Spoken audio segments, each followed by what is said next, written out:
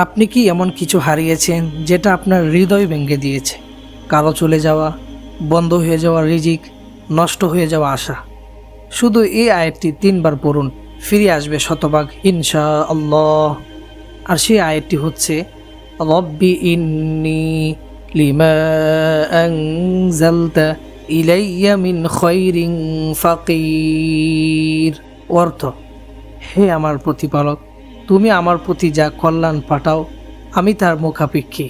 এই দোয়া করেছিলেন হযরতে মূসা আলাইহিস সালাম যখন তিনি ছিলেন একা, গৃহহীন, রিজিকহীন, বিপদের মধ্যে।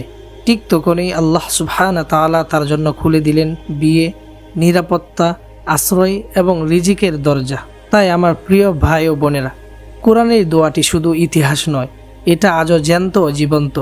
আপনার হারানো কিছু, যেমন হারানো মানুষ, আটকে থাকা রিজিক, ভেঙে পড়া আশা, এই আয়াতটি 3 বার পড়ুন, বিশ্বাস নিয়ে, চোখ বুজে, মন খুলে, আর দেখুন আল্লাহ সুবহানাহু ওয়া তাআলা কিভাবে আপনাকে ফিরিয়ে দেন যা আপনি হারিয়ে ফেলেছিলেন। তাই ভিডিওটি শেয়ার করুন যদি আপনি চান অন্য কেউ তার হারানো জিনিস ফিরে পাক।